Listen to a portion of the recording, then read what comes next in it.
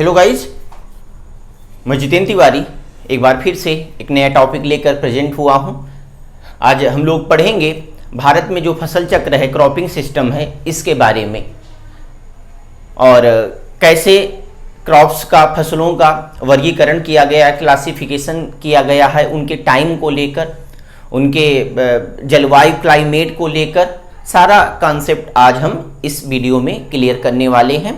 और बहुत ही information based question है, इसमें कुछ फैक्चुअल पॉइंट भी होंगे, बड़े ही प्रैक्टिकल हैं, बड़े ही व्यवहारिक पॉइंट हैं, उनको हल्का भी याद करेंगे और याद हो जाएगा कौन सी फसल कब बोई जाएगी, कब बोई जाती, कब काटी जाती, कब काटी जाएगी। ओके, हम सब लोग वो फसल खाते ही हैं, इसलिए बहुत ही आसानी से माइंड में सेट हो जाएगा। ओके, तो हल्का भी स्ट्रेस नहीं लेना है, बने रहना है वीडियो के साथ।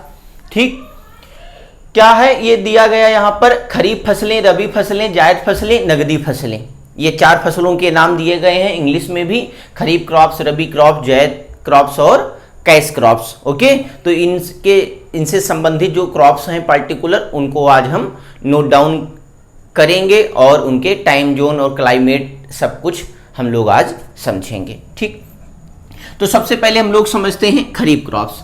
याद रखना, जब भी आपको खरीफ और रबी में थोड़ा सा कंफ्यूजन हो तो एक बात हमेशा माइंड में सेट कर लेना कि सर ने बताया था, क्या सर ने बताया था, चावल, राइस। हमेशा याद रखना, जो चावल है, राइस है, वो खरीफ क्रॉप्स की मेजर फसल है। हुआ क्लियर? तो खरीफ की मेजर फसल कौन है, मेजर क्रॉप्स कौन है, राइस। और जब भी रबी क्रॉप्स की बात होगी तो याद रखना इसकी मेजर क्रॉप्स क्या हो जाएगी, मेजर फसल हो जाएगी गेहूं, व्हीट। हुआ क्लियर? तो रबी तो याद रखना गेहूं, खरीफ चावल। अब चावल के साथ जो भी उस टाइम पीरियड में, उस क्लाइमेट में फसलें उगाई जाती हैं, उगती हैं, उनको हम खरीफ क्रॉप्स के अंडर में रखेंगे। हुआ क्लियर? और जो क्रॉप्स गेहूं के आसपास टाइम में और उसी क्लाइमेट में, उसी जलवायु में, उसी टेम्परेचर, उसी तापमान में उगती हैं, उगाई जाती हैं, उनको हम क्या रखेंगे, रबी क्रॉप्स में। ठीक ना? तो थोड़ा बहुत भी अगर आप किसानी करते हो या आप किसान फैमिली से बिलोंग करते हो तो आपको ये जानकारी बहुत ही जल्दी सेट हो जाएगी। जो लोगों का शहरों से ही केवल नाता रहा है, गांव से दूर दूर तक कोई संबंध नहीं है, उनके लिए भी बातें आसान होने जा रही, क्योंकि हम लोग खाते तो वही है ना जो किसान उगाते हैं। हम लोग खेतों में नहीं पैदा करते तो हम लोग किराने के दुकान और ग्रोसरी शॉप्स पर खरीदते हैं, लेकिन कहीं ना कहीं हमारा संबंध प्रत्यक्ष या अप्रत्यक्ष रूप से, डायरेक्ट इनडायरेक्ट इन क्रॉप से है ही है, मानो या ना मानो। हुआ क्लियर? तो गेहूं आएगा तो समझ लेना कि गेहूं के साथ साथ जो भी फसलें उगाई जाती हैं उनको रबी में रखेंगे। और चावल, खरीफ में क्या होगा, चावल, चावल के आसपास जो फसलें उगाई जाती हैं उनको हम खरीफ में रखेंगे। हुआ क्लियर? यहां क्या है, अच्छा नाम भी दिया गया है, चावल के साथ साथ उसी टाइम पीरियड में, उसी क्लाइमेट में, उसी टेम्परेचर, तापमान में फसलें उगाई जाती हैं, उनका नाम लिखा हुआ है, आप नोट कर सकते हैं। राइस है, मैज है, मक्का, ज्वार, बाजरा, सोयाबीन आदि, ये क्या है, चावल के साथ या गेहूं के, चावल मतलब धान, चावल मतलब धान। हुआ क्लियर? तो राइस के साथ ही या आसपास उगाई जाती हैं या उगती हैं। ठीक, यहाँ क्या है, गेहूं, व्हीट, इसके साथ साथ जो फसलें उगती हैं उनका भी नाम दिया गया है।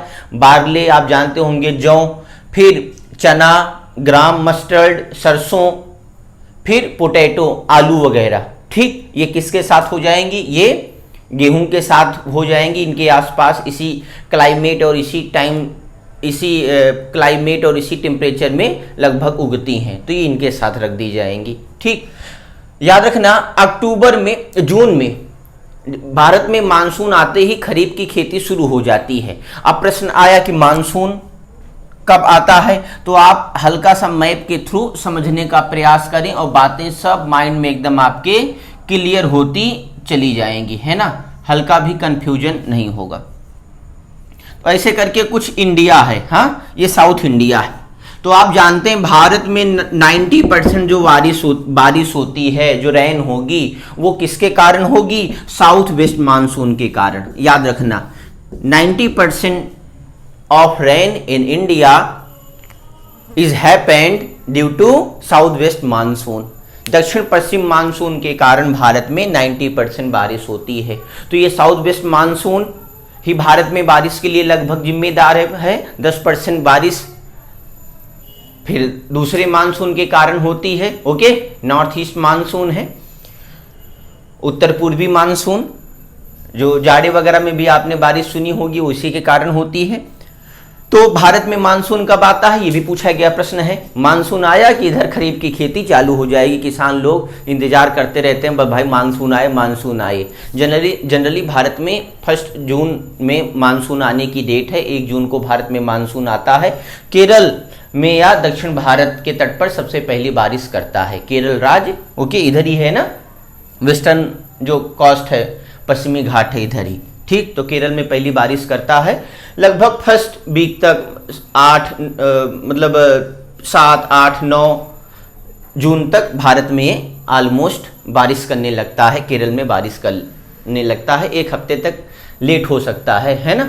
और finally first week of June तक बारिश होने लगती है। ठीक, तो याद रखना मानसून के आते ही भारत में खरीफ क्रॉप स्टार्ट हो जाती है। अब जून से लेकर, ठीक ना, लगभग 5 महीने का समय, जून से लेकर अक्टूबर तक इसका टाइम पीरियड है। जून में इसकी रोपाई, इसकी बुआई चालू हो जाती है। जनरली भारत में 2 प्रकार से धान या चावल की खेती होती है।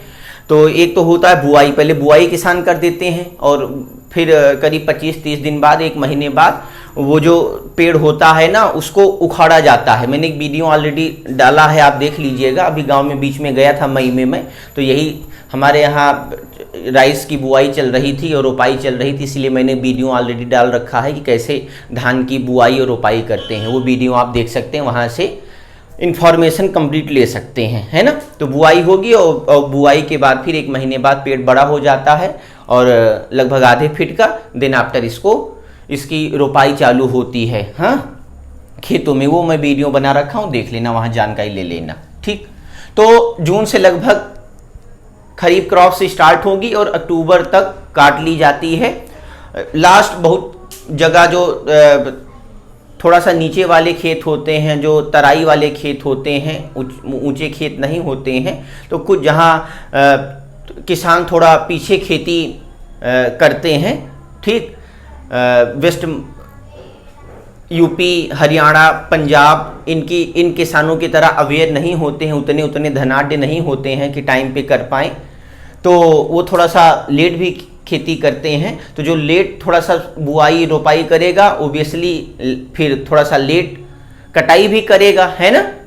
तो भाई फसल तो अपने टाइम पीरियड में ही तैयार होगी जो वो टाइम लेती है। तो अक्टूबर तक जनरली आइडियल माना जाता है, इसकी कटाई हो जाती है। लेकिन कुछ भारत के कुछ क्षेत्रों में, कुछ भागों में नवंबर तक भी इसकी कटाई होती है। ठीक, और देन आफ्टर हम लोग अब आते हैं रबी क्रॉप्स में। जब खरीफ की कटाई होगी, देन आफ्टर बुआई होगी स्टार्ट किसकी, क्या नाम है, रबी की। गेहूं आदि इसकी जो सपोर्टिंग क्रॉप्स हैं इनकी होगी। तो अक्टूबर में कटाई होगी किसकी, खरीफ की। देन आफ्टर इसकी बुआई स्टार्ट होगी तो नवंबर।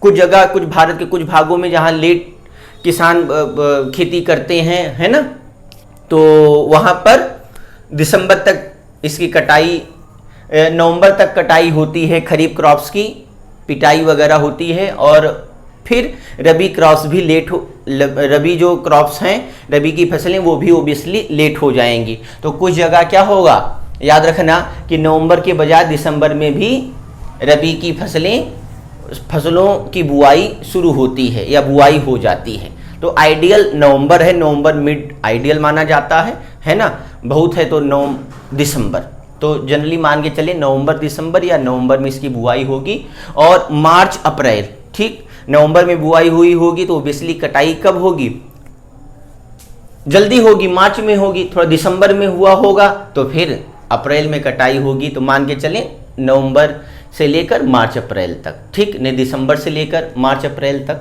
अप्रैल में लास्ट है। कोई भी किसान, चाहे वो एकदम आलसी टाइप का ही किसान क्यों ना हो और फॉर्मेलिटी ही निभाता हो खेती में, लेकिन वो भी अप्रैल तक कटाई कर ही लेगा। ओके, नहीं तो फिर जानते हैं चरवाहे वगैरह आ जाते हैं, गाय भैंस वगैरह छोड़ देते हैं जो है छुट्टा एकदम खुला, फिर एकदम नष्ट हो जाएगा। ठीक, काटना नहीं पड़ेगा, वही सब काट के बराबर कर देंगे खेत। दिन आफ्टर आता है नंबर जायद क्रॉप्स का, जायद फसलों का। तो ये इनका जो ड्यूरेशन होगा वो होगा, याद रखना, मार्च से लेकर जून तक। जनरली भारत में इस समय गर्मी ज़्यादा होती है और ये जो जायद क्रॉप्स होती हैं इनमें पानी बहुत ज़्यादा होता है, तो लोग इनका बहुत ज़्यादा सेवन करते हैं गर्मी में अपने बॉडी को मेंटेन रखने के लिए, ठीक ना, पानी ज़्यादा प्राप्त करने के लिए। तो जनरली ये जो फसल है वो नदियों के अगल बगल उगाई जाती हैं, और जैसे ही फिर बरसा मानसून आता है, बारिश आती है और नदियां अपने उफान पर आ जाती हैं, फिर पूरा ये सिस्टम ही खराब, डैमेज हो जाता है और ये फसलें नष्ट हो जाती हैं। ठीक, जनरली नदियों के अगल बगल ये आपने देखा होगा ये उगाई जाती हैं। तो मार्च से लेकर जून तक इनका आइडियल समय माना जाता है, कुछ जगह जुलाई तक भी होता है ना। इनमें मेनली जो क्रॉप्स हैं वो हैं खरबूजा, तरबूज, खीरा, ककड़ी वगैरह वगैरह। हुआ क्लियर? तो जनरली ये 2-3 महीने तक ही, 3 महीने तक इनका टाइम पीरियड होता है और फिर इनका टाइम समाप्त हो जाता है। तो ये सीजनल है एकदम, वो टाइम पे ही आएंगी। ओके, टाइम पे तो सारी फसलें आ रही हैं, लेकिन इनका एकदम शॉर्टेस्ट टाइम होता है। ठीक, और ये बहुत टिकाऊ नहीं होती हैं कि आप सोचें कि हम तरबूज, खीरा, ककड़ी रख लें खरीद के और 10 दिन, 15 दिन, 20 दिन बाद खाएंगे या महीना भर बाद खाएंगे, तो ये भैया ख़राब हो जाएंगे, सड़ जाएंगी। एक ही 2 दिन में, 2-4-5 घंटे में ख़राब होने लगती हैं, आप जानते हैं। फ्रिज वगैरह में हमें रखना पड़ता है इनको मेंटेन रखने के लिए।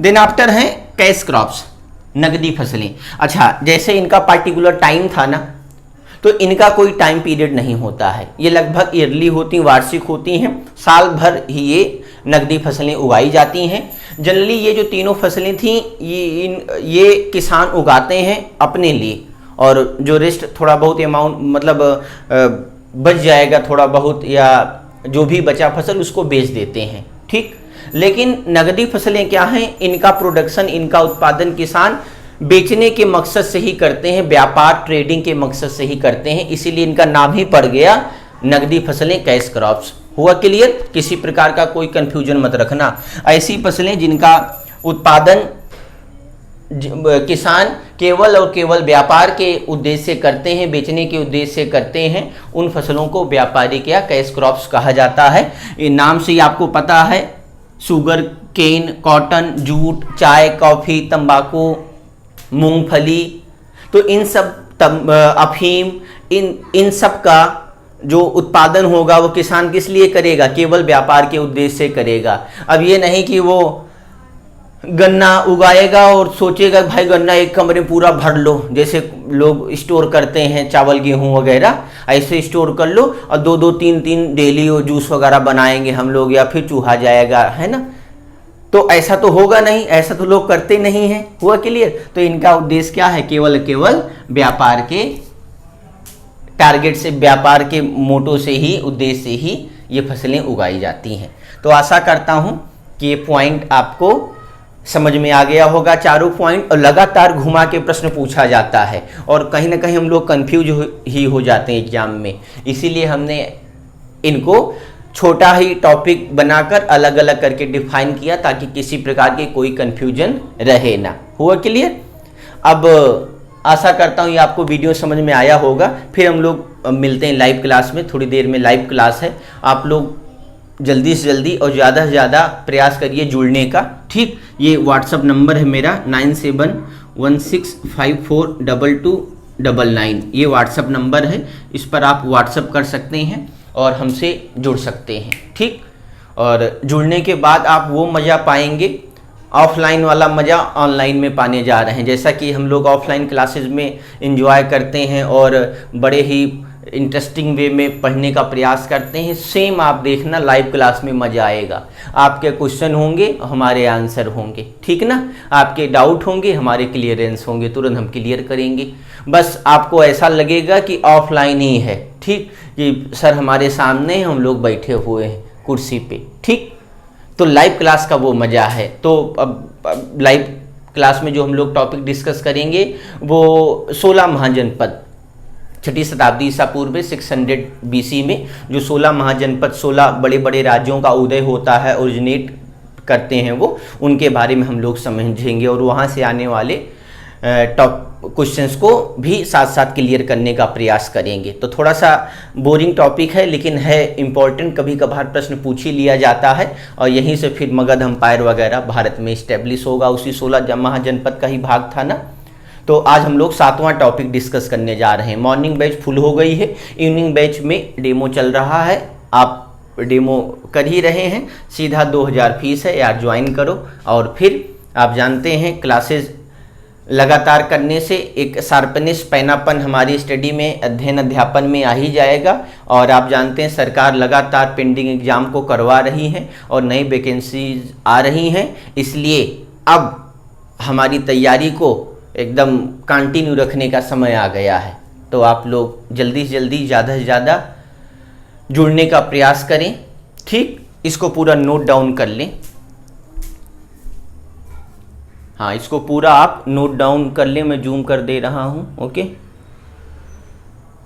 पूरा नोट डाउन कर लें, पॉज करके आप नोट कर लें, पूरा नोट्स बनाते चले जाएं।